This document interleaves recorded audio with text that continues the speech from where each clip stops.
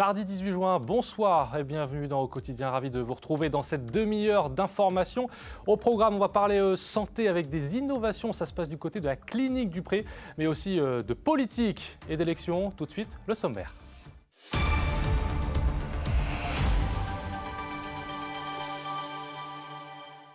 Au sommaire de cette édition du mardi 18 juin, le Rassemblement national prêt pour la campagne en Sarthe. Ce mardi matin, tous les candidats ont officiellement été présentés à la presse. Il y avait notamment Marie-Caroline Le Pen, candidate dans la 4e circonscription. À gauche, le nouveau Front populaire s'organise aussi. Élise Le Boucher, dans la 5e circonscription, est en ordre de bataille.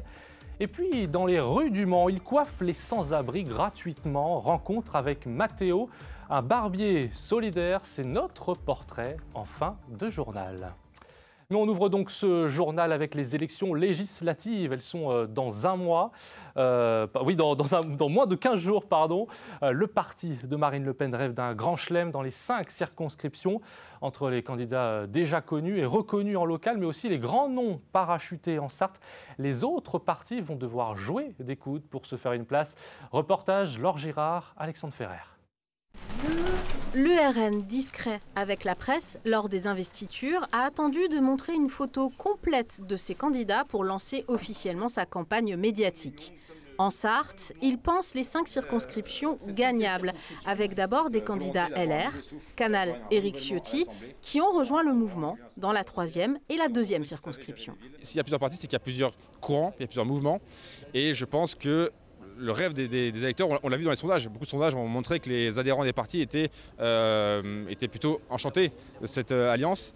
Et donc voilà, moi, le vrai renouveau, c'est enfin une droite qui s'assume. François Fèvre est un ancien journaliste, aujourd'hui entrepreneur en Sarthe. Autre profil, dans la 5e circonscription, le RN mise sur un candidat qui s'était déjà présenté au régional en 2021, riche d'une carrière syndicale reconnue et agriculteur ancré sur son territoire. Pierre Vaugarny esquisse le programme. Un aménagement du territoire beaucoup plus harmonieux, un maintien des services publics, notamment autour d'un tissu industriel et économique beaucoup plus équilibré, avec au cœur du dispositif nos agriculteurs bien sûr, mais également nos commerces, nos artisans, nos commerçants et nos PME et PMI. Voilà. Et puis, il y a le nom Le Pen.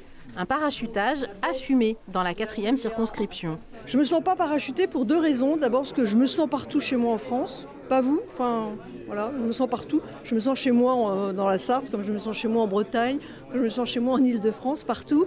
Et puis, si vous voulez, c'est pas tout à fait pareil. On m'a demandé de venir.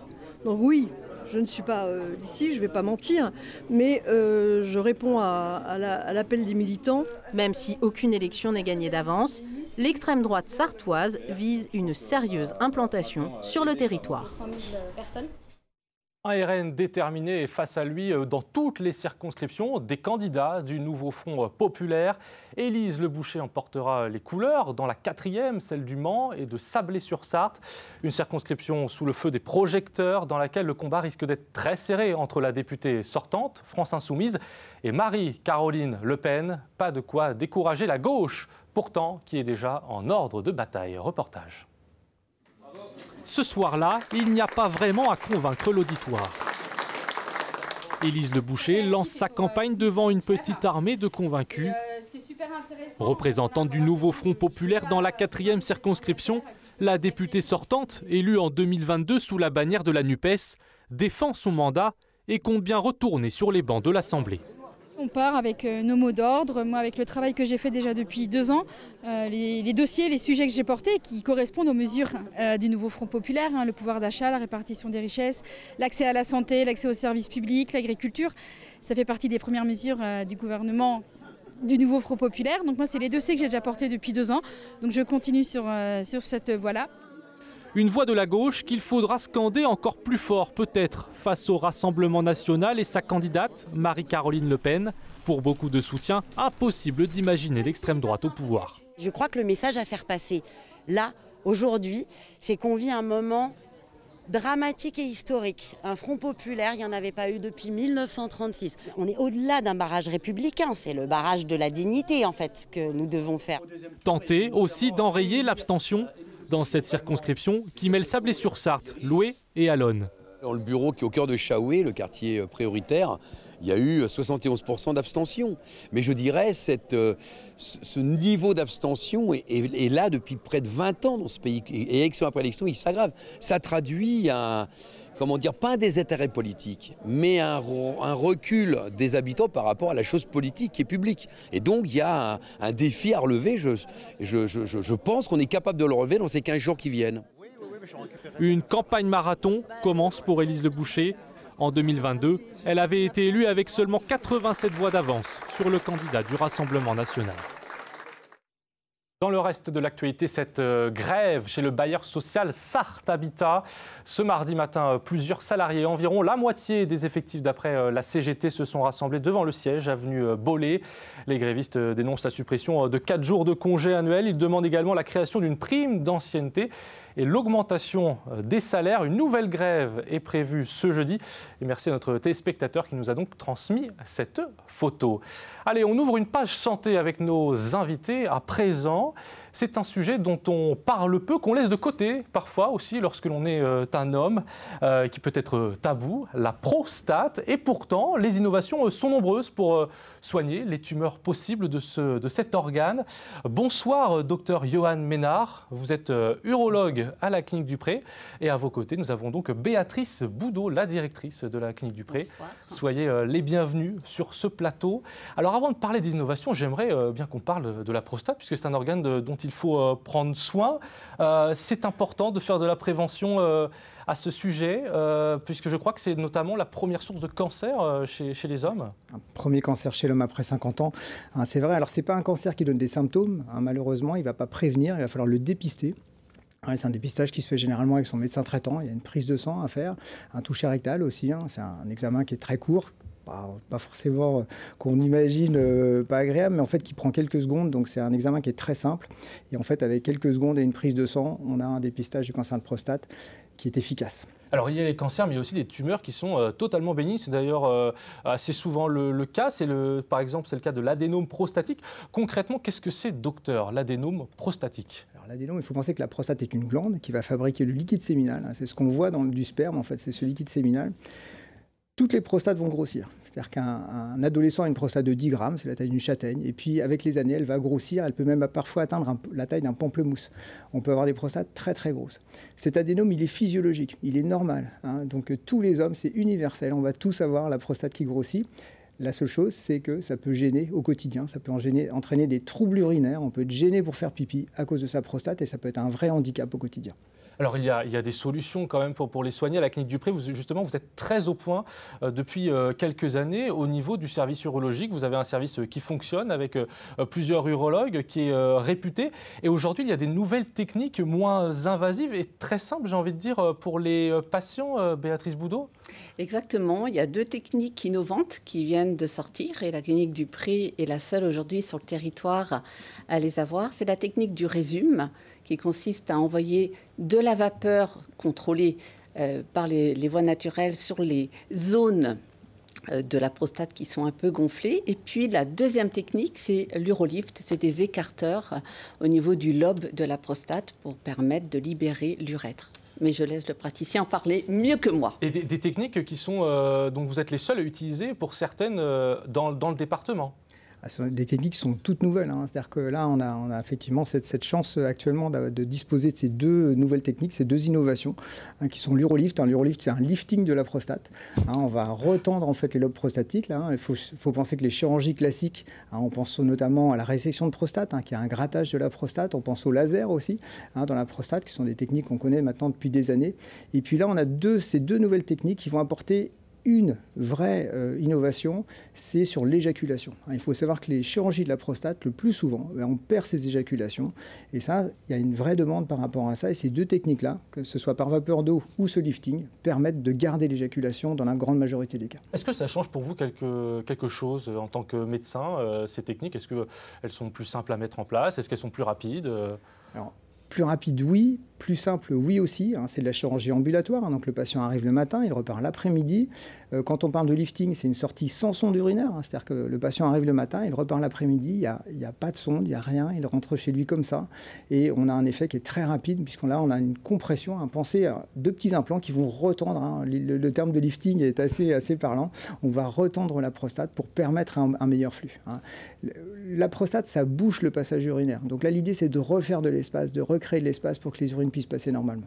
Comment on se forme, Béatrice Boudot, quand on a des nouvelles techniques qui arrivent comme ça dans le milieu médical? Comment vous en avez connaissance? Vous participez à des séminaires, les urologues de la clinique Dupré, les médecins? Ce sont les urologues qui participent à des congrès et qui sont avertis des nouvelles techniques. Et ensuite, c'est une discussion entre les praticiens et la direction. Et nous validons ensemble des nouvelles techniques. Et il y a forcément un accompagnement par le laboratoire. Les praticiens sont formés à ces nouvelles techniques. J'imagine que c'est une vraie force pour une clinique privée comme la vôtre, d'avoir des médecins qui sont formés et qui se forment régulièrement pour être à jour, entre guillemets. C'est un vrai atout. C'est une équipe dynamique et c'est une équipe qui recherche l'innovation. Et ça, c'est très intéressant. Et l'innovation à la clinique Dupré, alors c'est vrai qu'on n'en a pas parlé, mais il y a aussi depuis quelques années un robot pour les opérations, là cette fois-ci un peu plus conséquente, de la prostate, je crois qu'il s'appelle le Da Vinci X, c'est ça? Là, c'est pour le cancer. Du coup, là, on va l'utiliser dans le cancer. Là, donc, on est sur une thématique qui est différente. Effectivement, on a la chance, on est accompagné, grâce à Madame Boudot notamment, dans l'innovation. C'est vrai que c'est ce qui nous fait vivre aussi au quotidien. C'est notre passion de médecin, de pouvoir garder et toujours proposer le meilleur à nos patients. Et ça, c'est vrai, quand on est dans un établissement comme la clinique Dupré, où on peut faire ça, où on peut en fait avancer, avoir toujours une direction qui est avec nous pour aller sur l'innovation, on est des médecins heureux et on est très content de le dire. On rappelle un petit mot de prévention. On peut se faire dépister à partir de quel âge? On conseille 50 ans, s'il y a des familles à risque de cancer de prostate. Donc là, il faut commencer dès 45 ans. Mais sinon, c'est à partir de 50 ans. La cinquantaine, c'est bien. Merci beaucoup, docteur Johan Ménard et Béatrice Boudot, donc respectivement urologue et directrice de la clinique Dupré, d'être venus sur notre plateau pour nous parler de ces nouvelles techniques. Merci à vous. Merci à vous. Merci. Allez, on parle d'une initiative solidaire qui se développe partout en France, des coiffeurs ou des barbiers qui, sur leur temps libre, décident de coiffer gratuitement des sans-abri. Mathéo Lebouille, au Mans, fait partie de ces gens-là. Rencontre avec celui qui redonne le sourire à ces gens dans la rue. Portrait Arnaud Potier. À chaque fois, c'est la même démarche pour Mathéo. Il aborde les sans-abri pour leur offrir une coupe de cheveux gratuite. Pas besoin de salon de coiffure ici, la coupe se fait en plein air, dans la rue. Pour cela, le jeune barbier transporte tout son matériel dans un sac. J'ai commencé à faire ça depuis décembre. Je trouvais sympa, c'est un moment d'échange en fait, avec la personne. Moi ça m'apporte comme à la personne ça lui apporte aussi. En l'occurrence c'est vachement humain parce que je trouve qu'aujourd'hui les gens ils ont tendance à mettre de côté les gens qui sont dans la rue, à ne pas leur accorder du temps, alors qu'en vrai, c'est les personnes qui méritent le plus de temps possible. Et du temps, il leur en consacre. Coupe de cheveux soignée, taille de barbe, application de soins, rien n'est laissé au hasard. C'est une initiative qui lui tient particulièrement à cœur. J'ai une sale manie, c'est de regarder toutes les coiffures de tout le monde. Et en fait, quand je vois les gens dans la rue, à chaque fois, ils n'ont jamais de coiffure. Je trouve ça cool du coup de les voir dans la rue avec une coupe de cheveux ils se sentent bien dans leur peau. Ça leur permet de se sentir mieux tous les jours. Et même s'ils passent des épreuves qui ne sont pas forcément faciles pour eux, au moins, ça leur permet d'oublier un peu leur malheur, quoi. Les dernières touches à apporter, le coiffeur immortalise son travail en vidéo. Il partage ensuite ses réalisations sur les réseaux sociaux sous le nom de Joko Barber. Voilà pour ce portrait. On se retrouve dans quelques instants pour la suite. Ce sera notamment le dernier épisode de notre chronique Europe, juste après la météo. A tout de suite.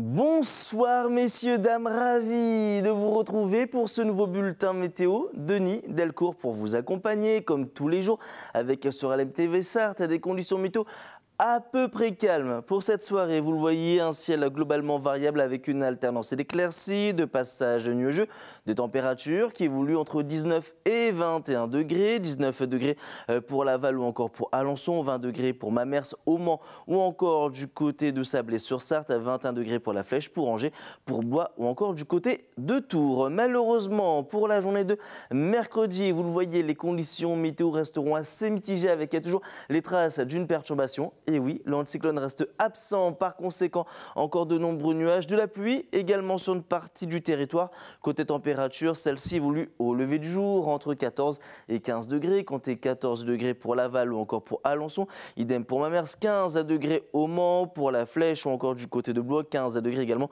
à Saint-Calais ou encore du côté de La Ferté-Bernard. Pour la suite de votre journée, ce sera globalement le même type de temps avec toujours ce ciel variable, toujours cette alternance d'éclaircies, de passages nuageux, encore quelques gouttes de pluie. Et oui, malheureusement, on n'a pas terminé avec ces averses et les températures qui, elles, évoluent entre 21 et 24 degrés. Des températures qui resteront encore un petit peu au-dessus des normales de saison, un petit peu à l'image de ces derniers jours. Pour la journée de jeudi, vous le voyez, de la pluie sur l'ensemble de la région, difficile de passer à travers les gouttes. Les températures resteront plutôt stationnaires, sera à peu près le même cas, la même situation pour la journée de vendredi, première journée d'été. On aura largement le temps d'y revenir lors d'un prochain bulletin météo. Passez, messieurs, dames, une très bonne soirée.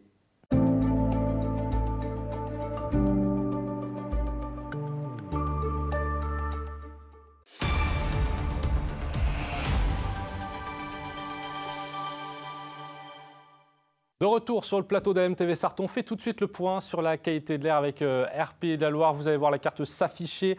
L'indice reste moyen sur la totalité de la région des Pays de la Loire. Un indice déterminé par les concentrations en ozone. Le polluant majoritaire, la situation devrait se maintenir ainsi dans les prochains jours. Tout de suite, on passe à notre dernier épisode consacré à l'Europe et aux élections européennes.